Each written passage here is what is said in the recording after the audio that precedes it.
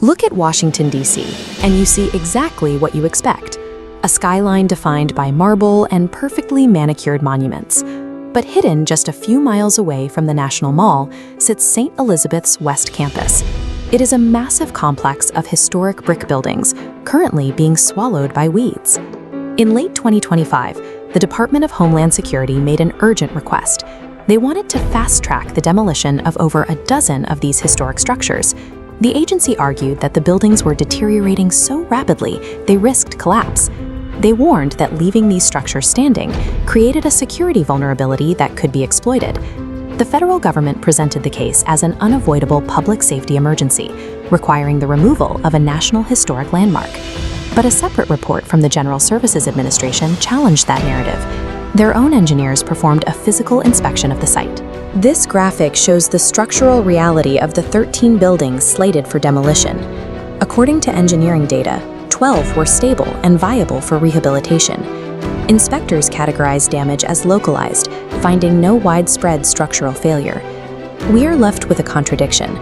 The federal government is rushing to bulldoze a protected historical site its own engineering experts claim is structurally sound.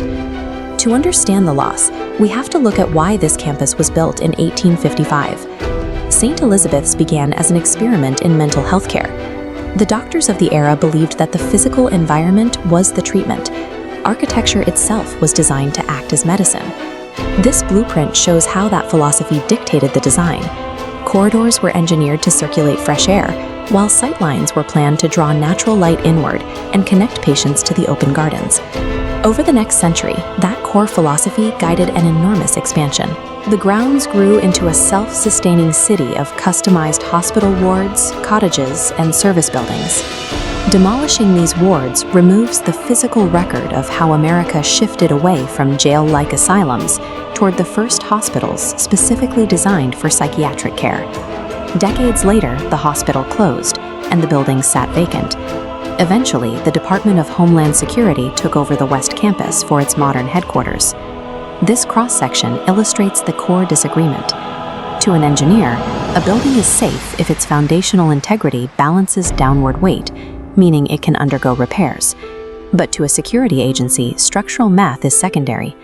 Dark, unmonitored windows create blind spots, making them a threat. Preservationists argue that the government abandoned these buildings for years. They point out that long-term federal neglect does not constitute a sudden emergency to bypass historic protection laws.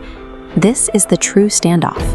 We are not debating whether the walls are falling down. We are debating whether a structurally sound piece of American history is compatible with the needs of a modern security state. The outcome at St. Elizabeth's stretches beyond Washington, D.C. This is a legal test case for the entire country. This animation demonstrates the legal tension. If the security concerns of a single agency can override a finding of structural stability, it suggests that the protections of the National Historic Preservation Act are secondary to the operational preferences of any federal tenant. Architecture doesn't need to be conventionally beautiful to be essential. These structures hold the physical evidence of institutional change and deep shifts in American society. Allowing this demolition sets a new standard. It treats historic preservation as a conditional privilege, one that modern bureaucracy can override when convenient. Right now, the debate over these 13 buildings is still actively unfolding on the West Campus. It leaves us with a choice. If independent engineers prove that a piece of our history can be saved, do we have a duty to save it? Because once the demolition equipment arrives, the physical evidence is gone.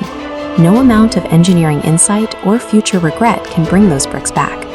The outcome at St. Elizabeth's reveals whether federal preservation laws are permanent commitments or simply temporary hurdles for modern redevelopment.